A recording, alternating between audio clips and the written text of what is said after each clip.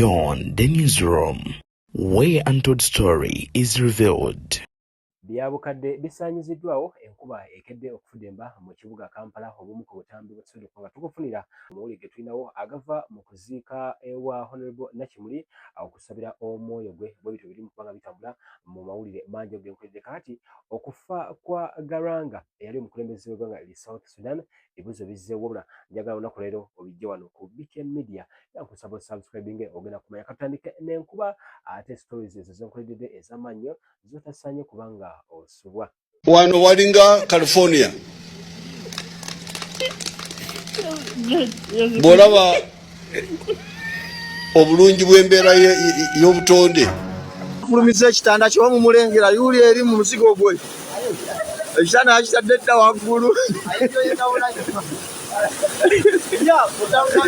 awo walaba Kampala Road akirira ku mapeera akirira ku Mutaasa Centenary Bank bonna bali side awo abomu ku butambi obusobola okubanga bukwatibwa then wano kubayita ku ssaawa ya Queen yes ekidda Makindye ekidda Gaba Road ate obaoliawo n'ekidda mu bitundu bino eri Kibuye awo nno yenkulungo side awo obutambi obusobola okubanga bukwatibwa nno Kampala yonna ne Wakiso parts ezimu ne Mukono parts ezisinga byonna byali lutubazi olw'amaanyi nnyo ddala so ebitundu bwe bityo obaoliawo gavumenti yalina okukola enkyukakyuka ezinjawulo so abantu bwe batyo basobole okubanga batambuza obulamu then awo olaba Zana amazzi gayingiridde abantu era maaso awo ngenda kubanga nyongera okubanga twogerako nabo nkozi ngenda kubanga mbakuletera naye mawulire si malungi lwansonga nti obaoliawo okuba dispersinga bwe kiri okale okuba buyanya ne babuyaana olw'enkuba obaoliawo nga beera biva ku myala egigamba nti tegizimbibwa bulungi okusinziira ku batuuze n'okuba nti waliwo poor planning okumala akabanga for so many years mu kibuga Kampala ekireeta nti buli nkuba lwetonya nga nnyingi ne nga olunaku olwaleero nga bwekedde mu bitundu eby'enjawulo bannaye amazzi geebulamu nga tusula Zana oli mu takisi enjeru ajati vaamu odde Katanda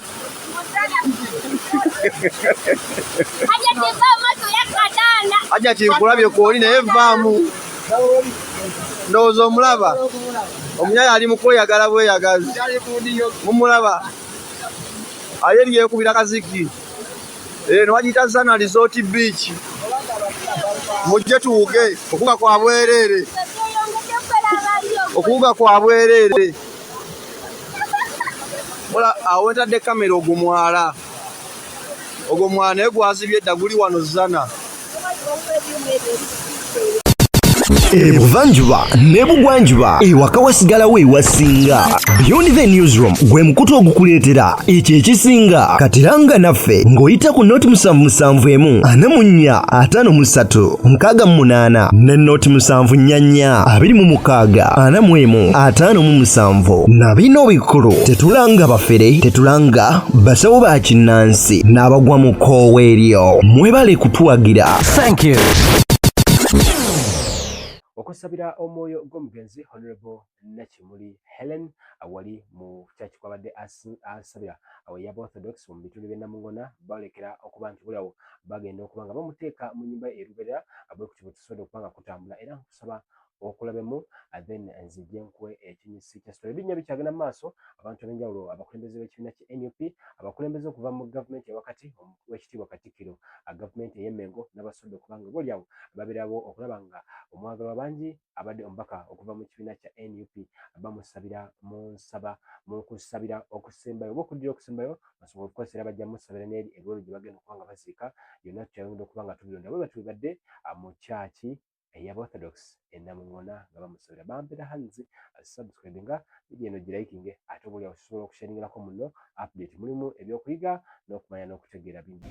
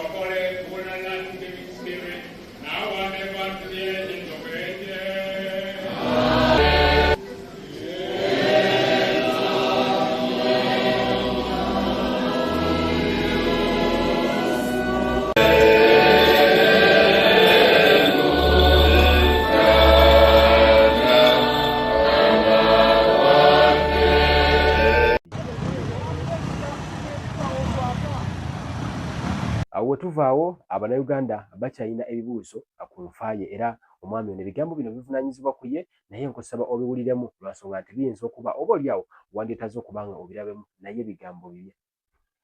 Amulege tufunye okuva mu kunoonyereza ku ki ekyaviiriddeko Honorable waffe Nakimuli okufa.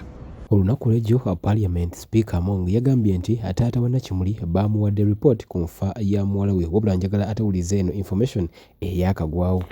Gavumenti ekyagaanye okufulumya ripooti eno olw'okutya nti singa ripooti eno efuluma nga tetunnaziika bangi nnyo mu bantu baayo bamubatemu baayo abatasobola kgenda kuziika singa ripooti eno efuluma. Kyovola nti omuntu waffe yafa ku Sande olwaleero lwakuna zennaku nnya bakyaganye ofulumya ripooti balinda tumale kuziika. Abatemu baabwe nabo bafune omukisa ogusobola okuziika. Oba okitegeera naye nga bwe kiri nti ku mulembe guno tokyakweka information just kabeera kafaananyi kokka bwe kati information nebanga emaze okufuluma. So njagala mutambuze vidiyo eno tuteeke akazito ku gavumenti efulumye ripooti eno nga tetunaba kuziika egifulumye. Amawulire galaga nti ekyasse omugenzi Nakimuli mu kunoonyereza bakiyise surgical elimination.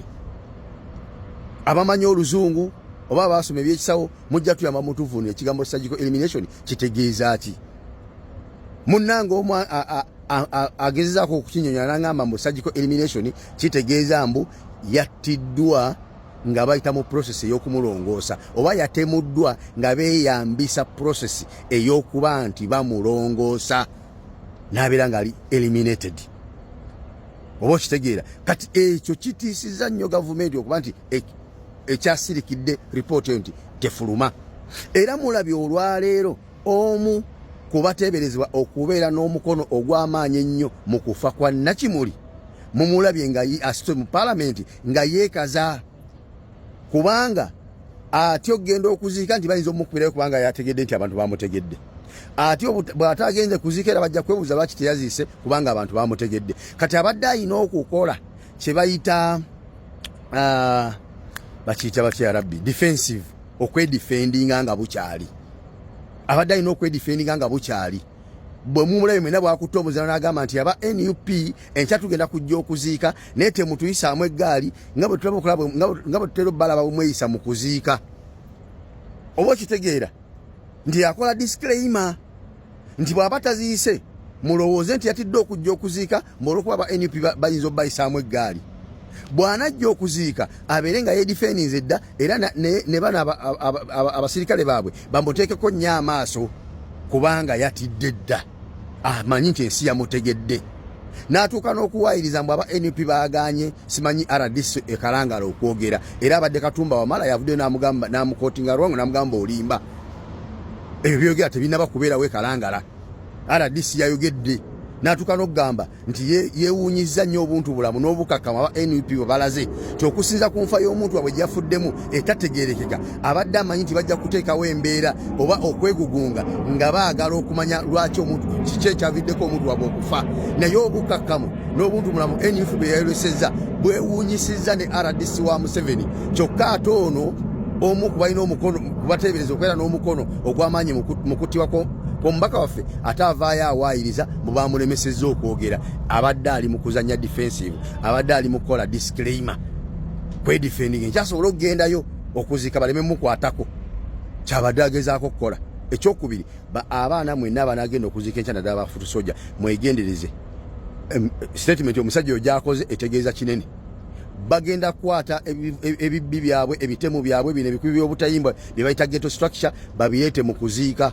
Bibba abantu amasimu bikuba abantu bukeere enkya bakole nga bakola ekuziika kw'e Masaka. Olabe nga batandika okukwata bafuutu soja mbu babbye essimu, bafuutu soja mbu babbye esweta, bafuutu soja mbu babbye bino nga boolabe bakola kuziika kw'e Masaka. So n'olwekyo baganda bange mwebeereremu abanagenda okuziika mwebeereremu nnyo nnyo nnyo nga bwe mukiwulira. Julai nga 3 omwaka gwali gwa 2005 John Garang bwe yakkirira Kaganga olunaku ennaku bbiri yali azimaze mu ggwanga lya Uganda n'omukulembeze ayitibwa President Yoweri Kaguta Museveni era nga bano baali mu kulaba nga boliawo endinga second civil war mu ggwanga erya South Sudan. Ono kigambibwa nti ennaku ezebbiri bali kubanga bali mu peace treaty, peace agreement ze baali bagenda okuba ze baali balimu. Vice President oyo yali mu ssaala nnyo era yali mutaka mu ggwanga lino ennyaffe Uganda okwogera ku resources how bye bayinza okuba nga bazigaba n'okuba nga bazitambuza n'okulaba nga boliawo batereeza future ya South Sudan z'ensonga ezaali zimulese mu ggwanga lya Uganda. Wabula omukyalo ono yakoze ka research n'enkagala nnyo era nkusaba okawuliremu upon what went wrong and what was happening ku kufa kwa John Garang era omukulembeze wa South Sudan. Okufa kwe kwaliko oba kukyaliko ebibuuzo bingi up to now. So komulabemu era ebigambo bye bivunaanyizibwa ku ye subscribinga ngero kikukuutira otwegatteko tutambulirize ddala bwamu. Now, once John Garang passed away in the helicopter crash, his deputy, known as Salva Kiir, became the new vice president of Sudan. He was a quiet Dinka man who always wore a cowboy hat. Now, at the same time, while everybody's talking about North and South, the people in the western part of Sudan, in a place known as Darfur, they felt like they were also being neglected. Everybody was only focusing on these two, and these guys felt like they were getting left behind. And so they came up with what is known as the Sudan Liberation Army, and they united with what is known as the Justice and Equality Movement, and these guys attacked Khartoum. They were not playing, please. They attacked Khartoum. But let me tell you now, the government at Khartoum, instead of firing back at the rebels, they hired a militia group known as the Janjaweed, translated as evil men on horsebacks, and they attacked Darfur and killed over 300,000 people. 2.5 million people were displaced into Chad and neighboring regions. Villages were burned. Women were raped left, right, and center. Children were recruited into the military. And the US called it an ongoing genocide. This was the first time a war was termed as a genocide when it was still ongoing. Anyways, between 2009 and 2010, the international ICC issued a warrant for Omar al-Bashir. Remember, he was the president at the time, and he's the one who had hired these Janjaweed guys to go and kill people in Darfur. So they issued a warrant for him. And let me tell you, Bashir, he ignored the warrant. He continued ruling Sudan for 10 years, dodging countries where he knew that he would get arrested. But let me tell you, nothing lasts forever, because January 2011 came and South Sudan, 99% of South Sudanese people voted to leave Sudan and have their own country. And on 9th July 2011, South Sudan became the youngest country in the world. Now, upon independence, there was some renewed hope in South Sudan, because their president, Salva Kiir, was from the Dinka ethnic group. And his deputy, Riek Machar, was from the Noor, I don't know if I pronounced that right, but he was from the Noor ethnic group. And these guys had even fought together under John Garang when he led the Sudan People's Liberation Front.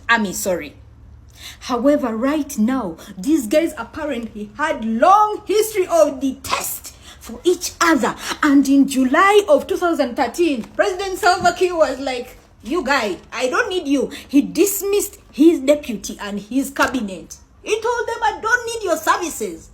And in December of 2013, fighting broke out in Juba between the presidential guards. Oh my Lord. Obviously, some people were killed, those who were on the streets and all that. And in 2015, a deal was signed to bring back Machar into the government. I don't know if I'm pronouncing this guy's name right. However, this guy came back into the government, and again conflict broke out, and he had to escape Juba on foot, running into the bushes. The conflict continued up to 2018. 400,000 people were killed in South Sudan, and over 4 million people were displaced. In 2018, they signed another revitalized agreement on the resolution of conflict in South Sudan. And this guy Macha was reinstalled as the vice president of South Sudan and Salva Kiir as the president. But South Sudan's economy remains traumatized and slow. Now back to the northern part. Now in Sudan, now I'm talking about the northern Sudan, which remained as Sudan. The president was still Omar Bashir. This is the guy that had sent the Janjaweed guys in Darfur to kill people in 2003. And between 2009 and 2010, the ICC had put out warrants for him. And at the same time, this guy had been in power for over 30 years. The Sudanese guys are like, hell nah. Apparently, the price of bread had gone up, and so protests broke out. And eventually, Omar Bashir was overthrown by a military coup. Now, this military coup in April of 2019 was made up of two groups. The Sudanese Armed Forces, which is like the national, the military of Sudan. At the same time, the RSF, the Rapid Support Forces. Now, do you guys remember the Janjaweed guys who killed people in Darfur? Apparently, they were just rebranded into the RSF. And these guys even had better weapons, better what? Because they were being funded by the United Arab Emirates. Hallelujah, Father Lord. So, the Sudan Armed Forces were being led by General Abed Fattah, and the Rapid Support Forces were being led by General Mohammed Hamadat. Most people call him Hamedit, just that. And he's the one who heads these guys, the RSF. Who are the former what? Janjaweed guys. I don't know why I keep calling them Janjamen. So, the current civil war happening in Sudan broke out after they had overthrown Omar Bashir. They introduced a civilian prime minister. They removed the civilian prime minister. The military forces wanted to remain in control, but the RSF wanted to be assimilated into the Sudan Armed Forces. And then conflict broke out. These RSF guys went to Darfur and they are stationed at Darfur, while the Sudan Armed Forces went to Sudan Port, which is at the Red Sea, and the conflict is still ongoing. Khartoum right now is a ghost town because they have been fighting since 2019 when they overthrew Darfur up to date. Millions of people have been displaced. Over 150,000 people have been killed in now what is known as the worst humanitarian crisis in today's world. Foreign people have also gotten involved, with Ethiopia and UAE supporting the RSF, while Egypt and others are supporting the SAF. Russia, Iran, and Turkey have also taken sides, but up to date, millions of people continue to suffer in Sudan. Women are getting raped, families are getting displaced, and the war is still ongoing.